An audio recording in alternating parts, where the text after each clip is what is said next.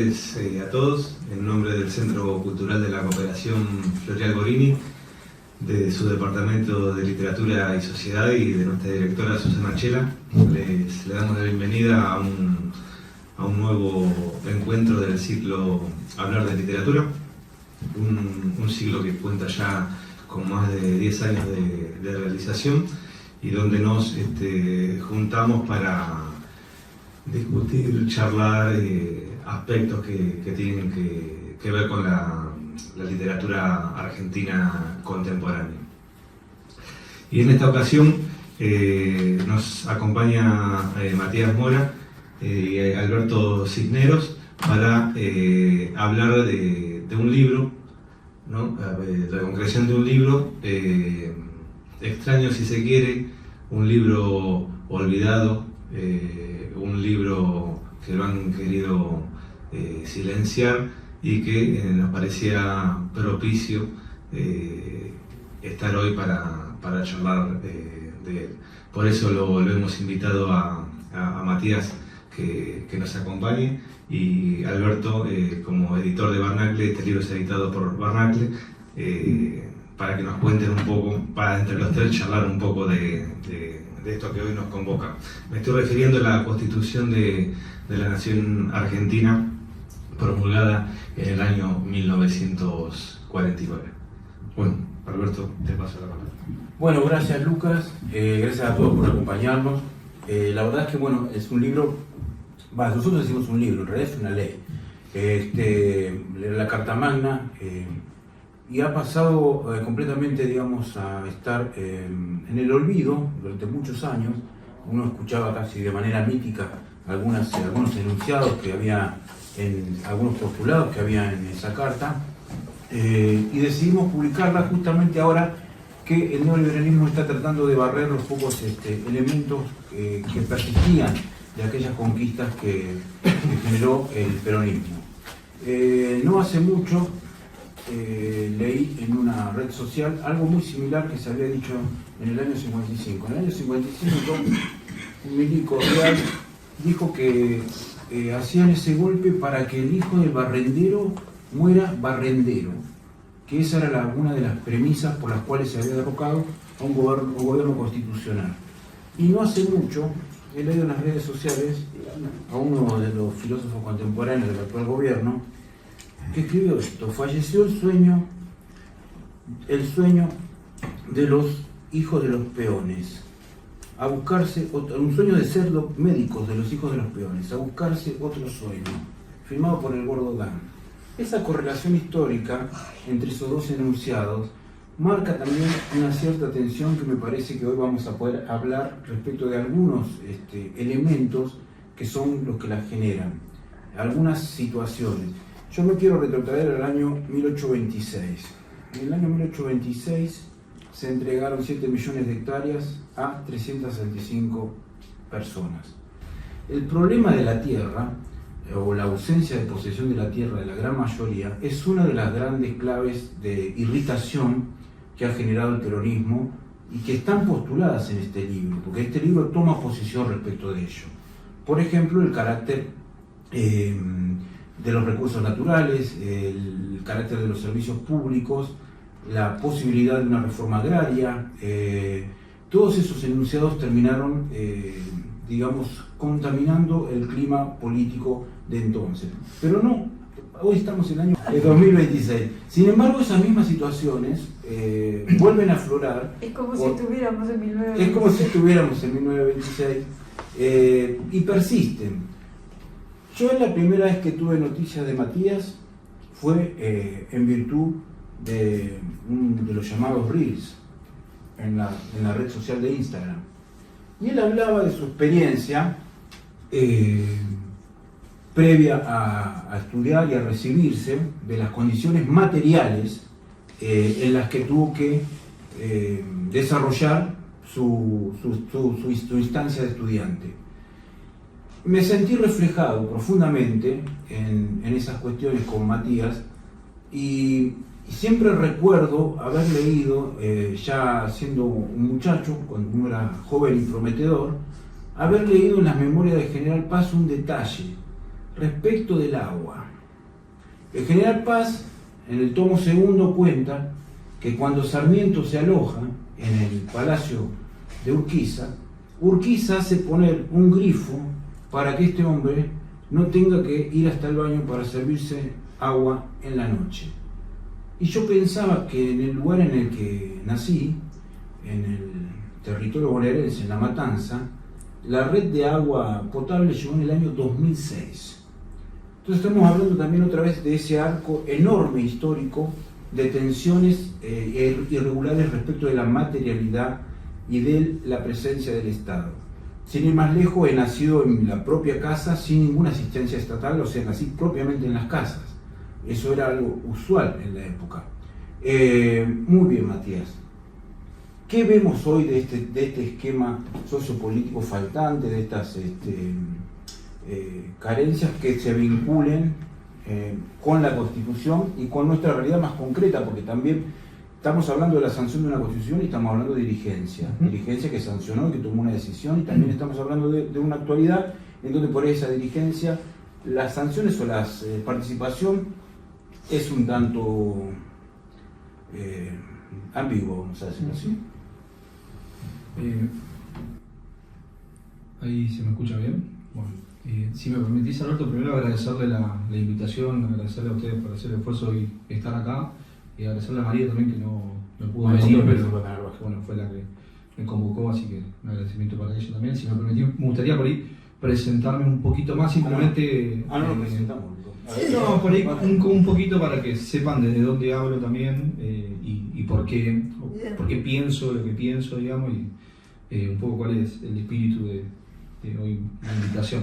Yo soy Matías Mora Cáceres, tengo 31 años, hoy soy licenciado en Ciencia Política por la Universidad de Buenos Aires, estudio Derecho también por la Universidad de Buenos Aires. Soy hijo de paraguayos que emigraron a nuestro país en los 80 aproximadamente. Nací en el 94. Mi viejo es chipero, mi madre laburó siempre limpiando casa de familia, hoy es ama de casa. Nosotros vivimos casi toda nuestra historia familiar alquilando en Lanús, en Caraza. Post-crisis del 2001, mi viejo es todavía chipero, hace chipa, me imagino que alguna vez habrán comido alguna chipa, ¿no?, paraguaya. Post-crisis 2001 a nosotros nos pegó muy mal, mi viejo no vendía nada durante el día, nos costaba comer como cualquier argentino promedio en esa época, y no podía pagar el alquiler. Tuvimos una deuda con quien nos alquilaba en ese momento la casa en Villa Caraza, Lanús, y nos tuvimos que ir. Frente a esa situación, mi viejo, en el diciembre de 2001, junto con otros vecinos y vecinas, deciden ir a sentarse a un predio en Villa Fiorito que se llamaba La Quema. Se llamaba La Quema porque era un lugar donde tanto la municipalidad como la ciudad de Buenos Aires, por la cercanía, y farmacéuticas tiraban basura. Era un lugar que estaba cerca de dos curtiembres y de zonas fabriles, ahí entre Lanús y Lomas, cerca del Puente de la Noria. Deciden asentarse, bueno, se toma el terreno, mi viejo le compra un pedacito de tierra a alguien que había tomado previamente y ahí empieza a construir, ¿no? El barrio hoy lleva de nombre Soledad en función de que una adolescente de 16 años que estaba embarazada muere de una bala perdida en el momento de la toma del asentamiento. Muere ella, muere el hijo que estaba esperando y muere la suegra, las tres al mismo tiempo.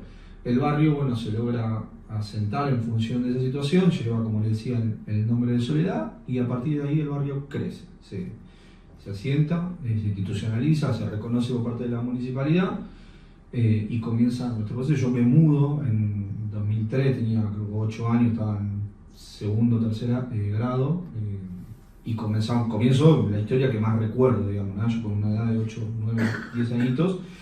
Y yo siempre cuento una cosa, que es que el barrio, por supuesto, hace un asentamiento, no tenía servicios básicos, ni infraestructura, ni equipamiento urbano. No teníamos luz, agua, cloaca, no teníamos vereda, no teníamos asfalto, no teníamos luminaria, no había poste, no había nada. Yo vivía en una casilla de chapa que a medida que pasaban los años se iba mejorando. Nosotros, igual que Alberto, esto siempre lo cuento, nosotros recién tuvimos agua potable en el 2017. con el gobierno de Macri. O sea, nosotros nos llegó el servicio de agua, abrí la canilla y salió agua potable recién en el 2017, pasaron 15 años. ¿No? Yo viví y esto lo digo siendo peronista, yo viví todo el kirchnerismo sin tener agua. ¿No? Yo tenía que caminar 4 o 5 cuadras con un balde para ir a buscar un poquito de agua a una canilla comunitaria que estaba enfrente de la iglesia Cristo Rey. Si no, la otra opción era que viniera un camión cisterna de la municipalidad y nos llenara, ¿no?, los baldes de agua, y la otra es que nos traían agua en sachet de la municipalidad, una cosa que uno diría, ¿no?, en estas épocas parece impensado, ¿no? Sin embargo, hasta hace 9 años atrás se resolvía así la situación del agua en mi barrio. Obviamente que no cayó mágicamente la red de agua potable, sino que nosotros durante muchos años peleamos para que tener ese servicio, y otros que gracias a Dios hoy el barrio tiene, porque hoy mi barrio tiene asfalto, tiene vereda, tiene luminaria, tiene agua, que pagamos el servicio, tenemos certificado de vivienda familiar, cada uno de los propietarios de las casas, o sea, hoy hay luminaria, hay vínculo con la municipalidad, pero eso fue un proceso de organización de lucha de la comunidad del barrio, y en particular fui uno de aquellos que se organizó para reclamar. Cuando fui más adolescente, tenía 16 años, empecé junto con otros chicos a movilizarme porque uno de mis objetivos era que el barrio tuviera agua. Después de mucha lucha lo logramos. Yo comienzo a militar cuando tenía 16 años, cerca del 2011-2012. Acompañé todo el proceso del kirchnerismo en los últimos años. Milité en el movimiento Evita hasta diciembre de 2023.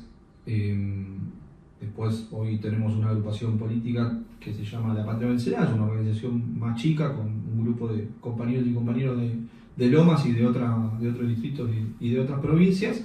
Pero básicamente mi militancia y mi acercamiento al peronismo tiene que ver por la lucha y la dignificación de la calidad de vida, ¿no? De mi calidad de vida, de la calidad de vida de mis vecinos, de la calidad de vida de los compañeros y las compañeras, porque entendemos que el peronismo es eso, ¿no? El peronismo es la transformación de las condiciones materiales de vida que tiene nuestro pueblo, o que debería tener nuestro pueblo, ¿no? Y me parece que ahí se relaciona mucho en torno a la Constitución del 49, porque la Constitución del 49, ¿sí?, es la institucionalización jurídica de una serie de derechos y de avances que llevó adelante el peronismo, el peronismo, que de alguna manera se necesitó plasmar en la ley suprema justamente para que nadie sobrepasara esa situación, digamos, ¿no? O que nadie la negara, o que nuestro pueblo, humilde y trabajador, tuviera las herramientas jurídicas, legales, políticas, de decir esto me corresponde a mí y esto está en algún lado, que era la Constitución del 49. Y a mí me parece que por ahí una buena manera de arrancar con este debate que propone Alberto, y que también se relaciona a esto que cuento, porque mi situación de vida no es algo que me pasó a mí nada más.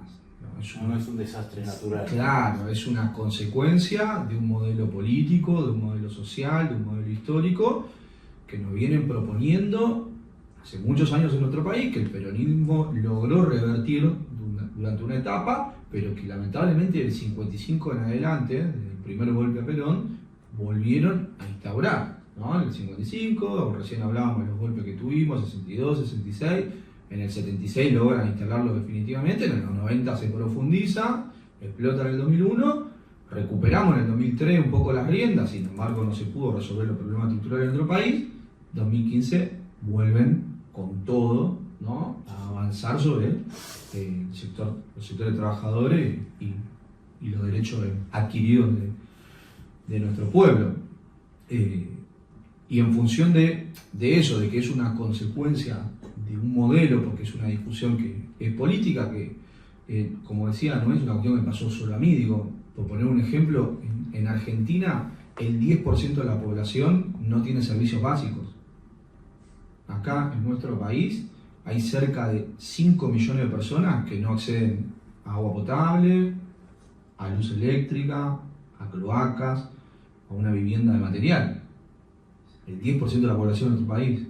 Y no estoy diciendo el 1826 o 1926, principios del siglo XX. O los índices que son públicos del Ministerio de Salud respecto de la nutrición en la franja etaria de los 0 a los 6 años.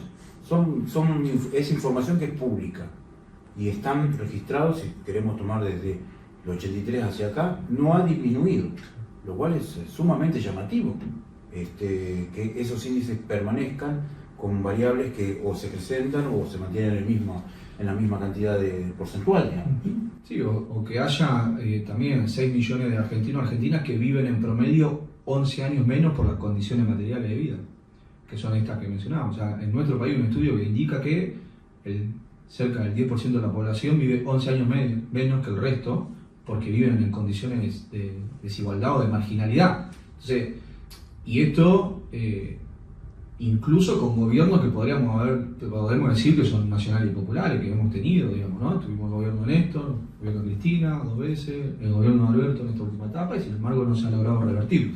Pero bueno, en función me gustaría leer el artículo 40 de la Constitución Nacional, por lo menos un poquito, para entender de dónde viene esta discusión, digamos, ¿no? Y entender el espíritu que tuvo el peronismo al plantear esto, porque nuestro país tiene la gracia y tuvo la oportunidad de que haya pasado el peronismo, que sí transformó integralmente la vida política, social de nuestra sociedad, y que sí dignificó la situación de los trabajadores y trabajadoras, y que no es azaroso que hoy aparezca un Milei, que haya aparecido un Macri, que hayamos tenido un Menem, ¿no? Que lo que buscaron efectivamente es destruir eso. Bueno, en parte con la Constitución de 49 lo lograron, digamos, ¿no? Pero voy a leer un poquito esto que dice: la organización de la riqueza y su explotación tienen por fin el bienestar del pueblo, dentro de un orden económico conforme a los principios de la justicia social. El principio, la Constitución del 49 está profundamente atravesado por principios doctrinarios del peronismo, o sea, las 3 banderas: la independencia económica, la soberanía política y la justicia social, que son los 3 principios que tenemos los peronistas a la hora de pensar la política, practicar la política, de gobernar, de hacer gestión. Si nos olvidamos de esa bandera, probablemente no estemos haciendo peronismo, digamos, que también es algo que pasó en función de qué pasa con la dirigencia hoy en día, que se corre de esos principios, digamos, ¿no? Para tomar decisiones que para mí hace que de peronista tengan muy poco, digamos, ¿no? Pero esto de entender la riqueza, el capital, entender la propiedad con función social, digamos, ¿no? Al servicio del bienestar de nuestro pueblo, o sea, el bienestar de la nación, no de la maximización de la ganancia como lo que propone Milei, sino de que nuestro pueblo y el trabajador viva mejor, ¿no? Hoy hay una gran discusión en torno a la tecnología y la inteligencia artificial, ¿no? De al servicio de quién está, si es de la explotación del hombre o si es para que el hombre viva y la mujer vivan mejor y tengan más tiempo de ocio, más tiempo de divertimento, más tiempo para la familia, más tiempo para la sabiduría, para la reflexión, que son discusiones que hoy están arriba de la mesa y que hay que darlas. Me parece que está a la vista de todos de que la dirigencia no está logrando interpretar esas discusiones, que hoy la dirigencia del peronismo está discutiendo cosas que poco tienen que ver con hacia dónde se transfieren los recursos de nuestro país. Digo, no puedes discutir la soberanía política si no discutimos, por ejemplo, qué pasa con el Atlántico Sur, o por qué tenemos el 35% del territorio nacional ocupado por los británicos. No se puede pensar la soberanía política, la soberanía nacional, si no discutimos las Islas Malvinas, si no discutimos Antártida, si no discutimos la explotación marítima, ¿no? Si no discutimos la defensa nacional, los recursos naturales, qué pasa con el litio, qué pasa con las tierras raras. Son discusiones que Perón estaba previniendo en el 49, o sea, hace 100 años atrás el tipo estaba discutiendo o estaba planteando que había cosas que había que cuidar. Digo, él en el artículo, me lo he notado, en el artículo 39, si mal no recuerdo. El 40 también, soberanía sobre los recursos. Exactamente, habla sobre al servicio de qué tienen que estar tanto los recursos naturales como los servicios públicos. Bueno, él tenía una respuesta que es concreta y concisa, que es al servicio de un proyecto de país, que es lo que hoy me parece que nos falta, ¿no?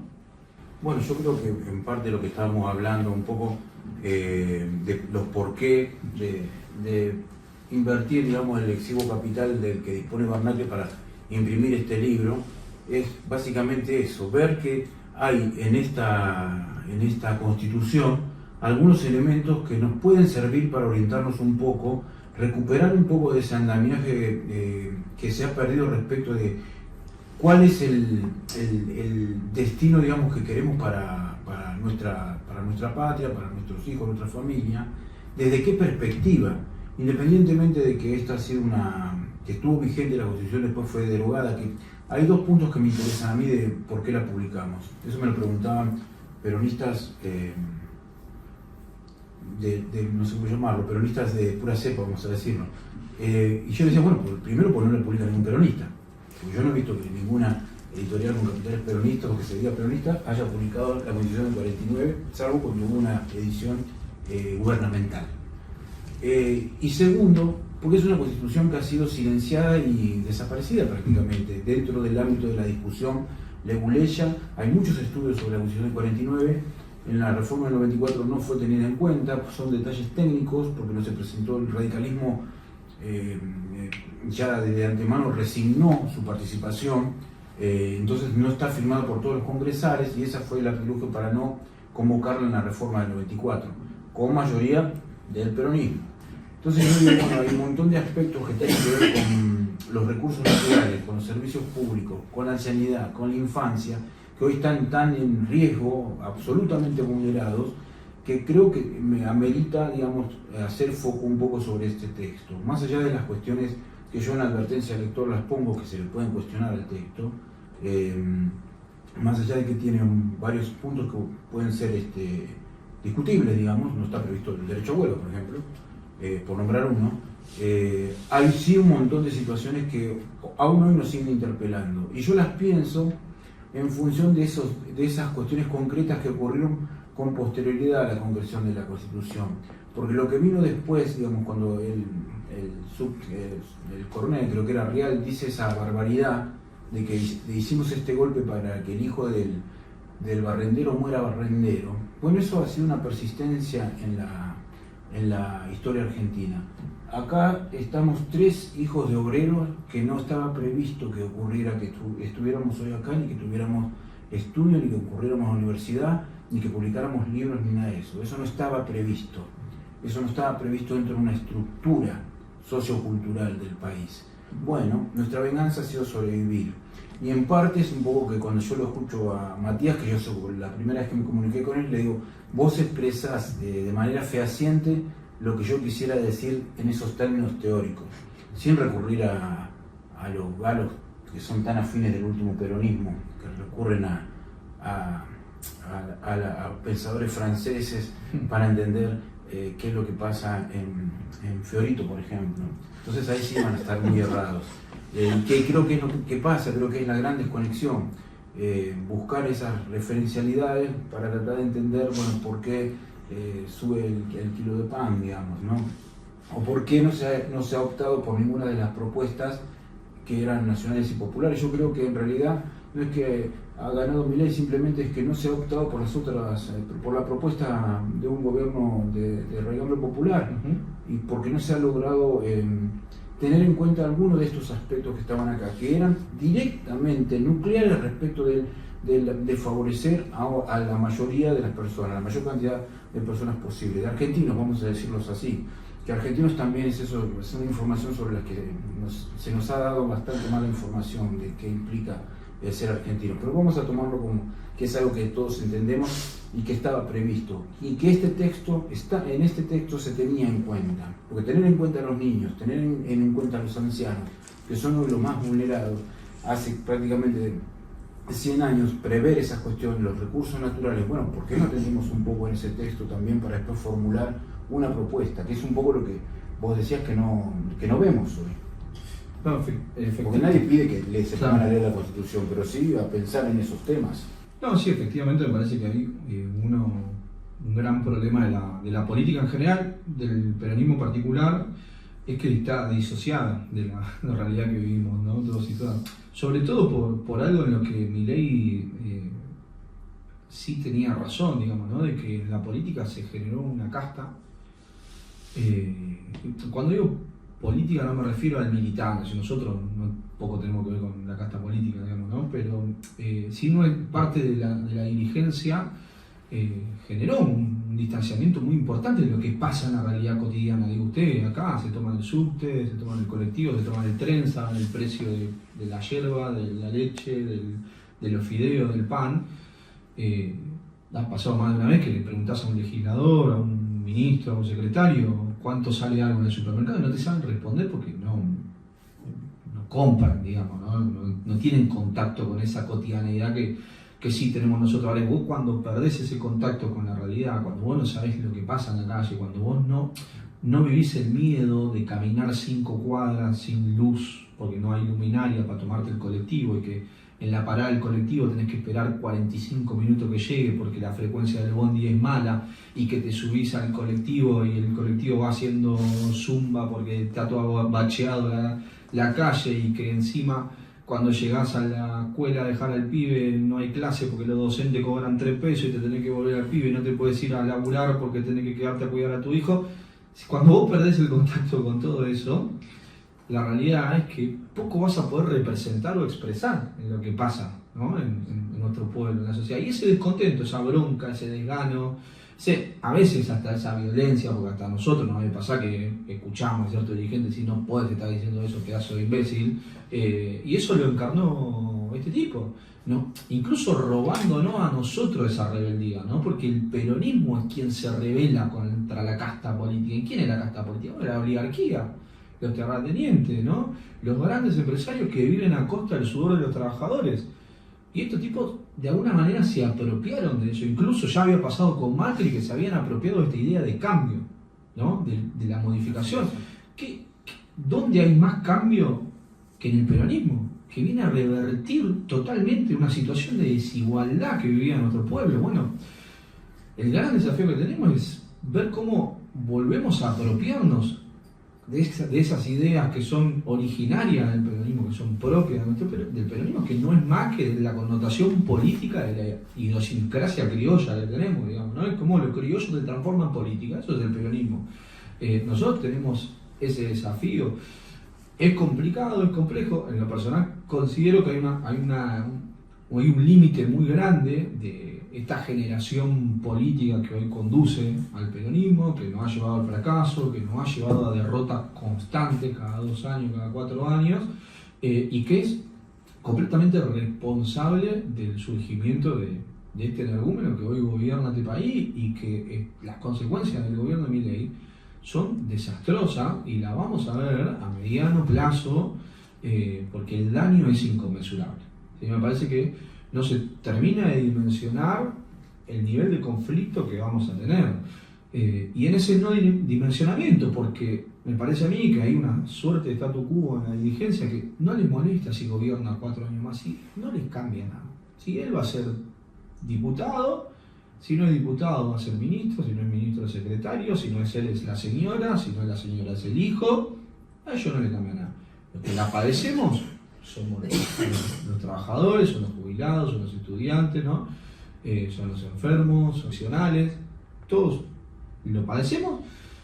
Pareciera ser que hay una parte de la dirigencia política que poco le importa eso, digamos, ¿no? O está discutiendo otras cosas, está discutiendo el poder, la lapicera, las listas, ¿no? La repartija de recursos, y que muy alejado está de la realidad de nuestro pueblo. ¿Cuál es el desafío? Que también nosotros nos rebelemos, digamos, ¿no? Que el peronismo no es más también que un movimiento popular en donde las masas, los trabajadores, nosotros y nosotras somos protagonistas. Tenemos que volver a recuperar ese protagonismo, no podemos esperar que la respuesta y la solución nos caiga del cielo. ¿No estamos? En ese sentido tenemos que intentar cambiar un poco el paradigma, que es lo que hay que, me parece a mí, romper para terminar de encontrar la vuelta a esta situación. Yo considero que a Milei eventualmente lo vamos a terminar sacando. Tenemos que discutir cómo lo vamos a sacar, quiénes lo van a sacar y qué vamos a hacer una vez que se vaya, porque si volvemos a cometer los mismos errores que ya hemos cometido, probablemente también nos saquen a nosotros con la verdad, digamos, ¿no? Bueno, todas estas cosas que ha dicho Matías, eventualmente algunas que he podido acotar, son las que nos llevaron a publicar este libro, que creo que hay que leerlo, creo que es interesante volver a revisar esas cuestiones, esos postulados, para pensar, interpelarse también, uno como ciudadano. Yo he puesto acá que el pueblo nunca duda, que dudan los que piensan traicionarlo de alguna manera. Creo que es así un poco lo que decía Matías es, parece que tenemos el pueblo pareciera que hoy se alimenta, vive y se diversifica a través de sus representantes. Eso no puede, ese orden de cosas no puede persistir. Bueno, proponemos enmarnarle como siempre nuestros libros, Alpargatas sí, libros no. Este es un libro no, un libro que se opone, un libro que refuta, un libro que sigue produciendo todavía tirria en los hacendados y los burgueses, un libro que genera temor todavía, donde se dice que la propiedad privada no tiene un rol absoluto. Entonces, este libro no es el que proponemos leer. Y bueno, agradecemos también a Matías y al Centro Cultural, a Lucas que es becario del Centro Cultural de la Cooperación. Este espacio se llama Hablar de Literatura, está hace más de 10 años en CSD y nos propicia, digamos, para hacer estos encuentros. Hoy yo lo digo que es un encuentro de literatura argentina, porque está dentro de este formato de libro, pero me parece un poco más amplio. Así que bueno, agradecemos al Centro Cultural de la Cooperación Floreal Gorini, al Departamento de Literatura. Somos Barnacle, confiamos en las palabras, en la oscuridad de la vida. Eso es todo.